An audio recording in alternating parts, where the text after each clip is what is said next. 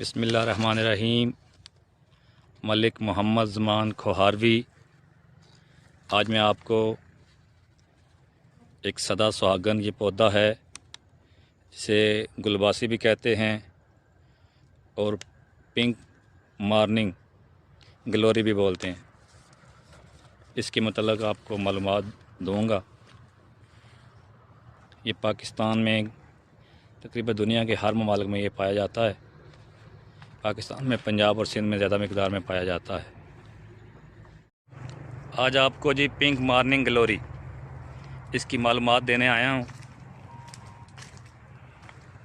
तो आप ये मेरा जो चैनल है ये ख़ुसूसन मालूमाती चैनल है। मुझे शौक़ है कि जो मेरे पास मालूमात हो मैं आगे लोगों को वो मालूमात देता हूँ।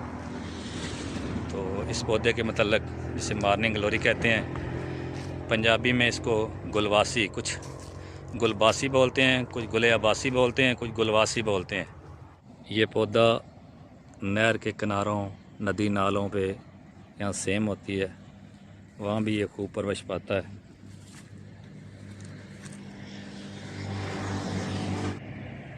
बहुत प्यारे फूल लगते हैं जी इस पे।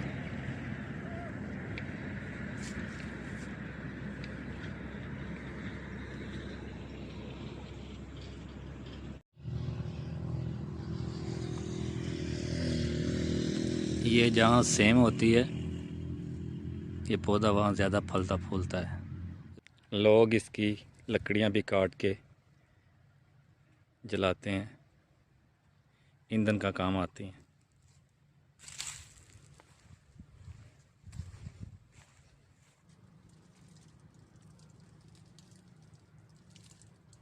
इस तरह जी इसके दो कलर के फूल होते हैं, एक वाइट और ये एक पिंक। तो सबसे ज़्यादा ये ना 8-9 तकरीबन 10 माह तक, 11 माह तक भी इस पे फूल लगते हैं। सिर्फ एक माह इस पौधे पे फूल नहीं लगते। सुबह सूरज के निकलने के साथ ये खिलना शुरू हो जाते हैं और सूरज गरूब होने के बाद ये मुरझा जाते हैं। मुरझाने के बाद इनका इस तरह हाल हो जाता है, फिर मज़ीद इस तरह हो जाते हैं। तो ये जब खिलने वाले होते हैं तो ये इनकी कॉम्प्लें निकलती हैं, फिर जब खिल जाते हैं तो फिर ऐसे हो जाता है। तो शहद की मक्खियाँ, दूसरे हशरात बड़े शौक़ से इनका रस चूसते हैं। इसके पत्तों की लंबाई देखें, दोनों साइडों पे ना। इसकी शाखें 3 फुट से लेकर 11-12 फुट तक बुलंद होती हैं।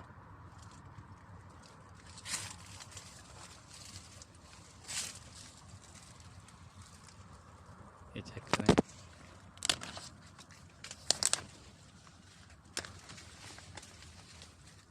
पहले ये ग्रीन कलर की होती हैं, बाद में जब ये थोड़ी पुरानी हो जाती हैं, मोटी हो जाती हैं, तो फिर इनका ये कलर हो जाता है।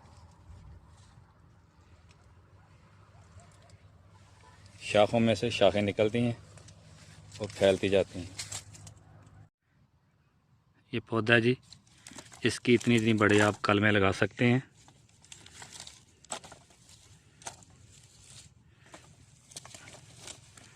एक ऐसे तेज़दार आले से काट के आप इसकी कलमें जो है वो लगा सकते हैं।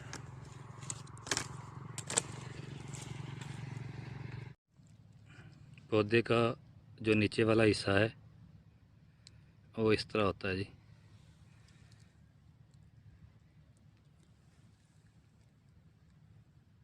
ये जो शाख ज़मीन पे गिरती है तो वो जड़ें छोड़ देती है, फिर वो इससे आगे पौधा बढ़ता रहता है।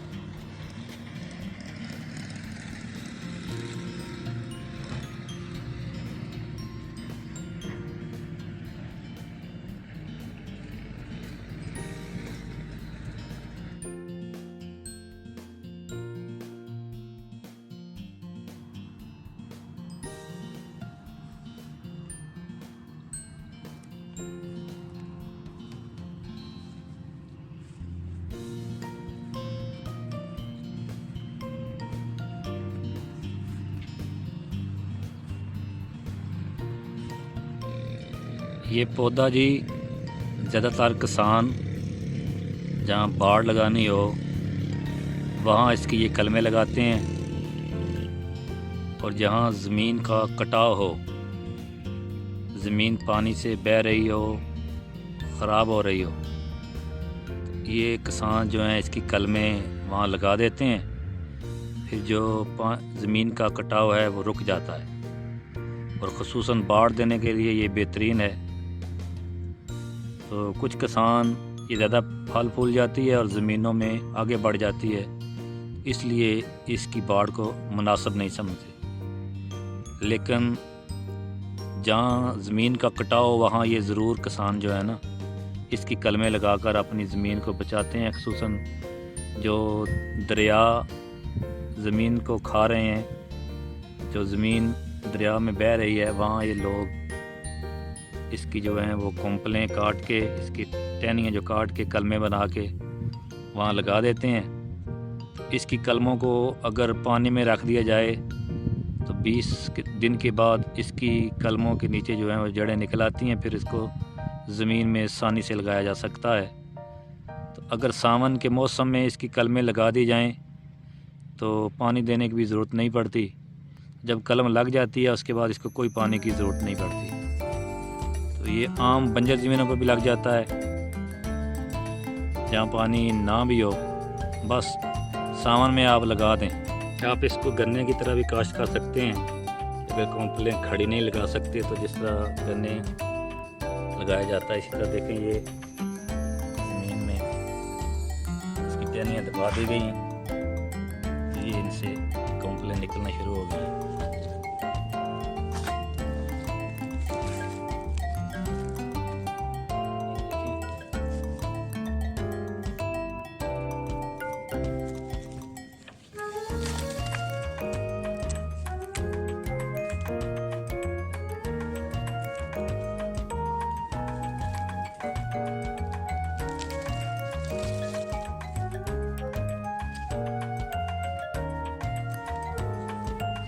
आए आपको बताते हैं कि इसकी जड़ें ज़मीन में कितनी होती हैं। ये पौधा है,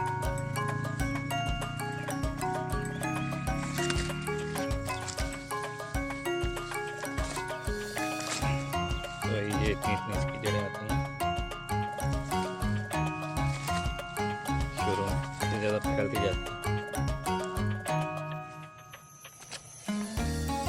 अगर ये जड़ यहाँ से काट के लगाया जाए तो जल्दी उगाता है, अगर इसकी ये जड़ें भी लगाएं तो उगाता है जल्दी।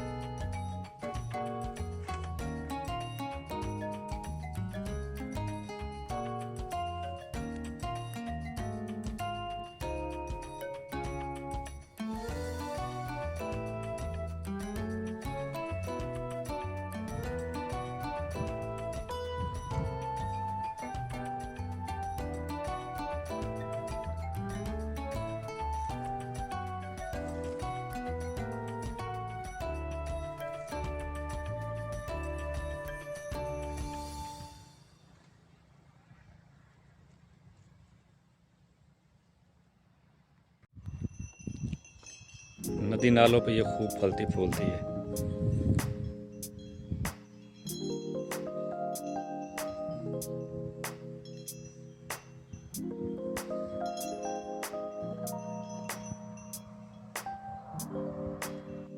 लोग इसकी लकड़ियां भी काट के जलाते हैं, ईंधन का काम आती हैं।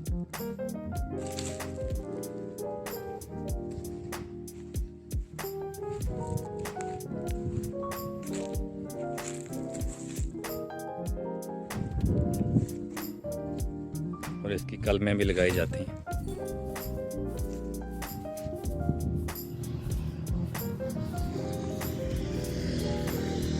ये जहाँ सेम होती है, ये पौधा वहाँ ज़्यादा फलता फूलता है। इसको थोड़ा सा पानी मिल जाए,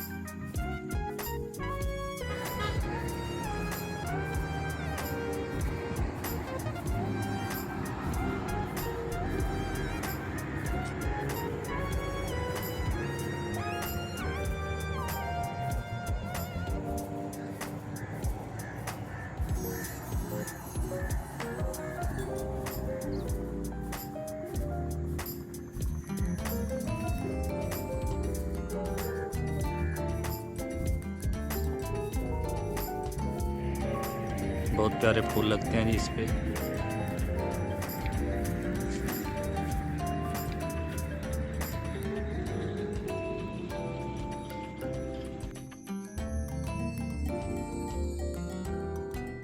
ये पौधा नहर के किनारों, नदी नालों पे यहाँ सेम होती है, वहाँ भी ये खूब परवरिश पाता है।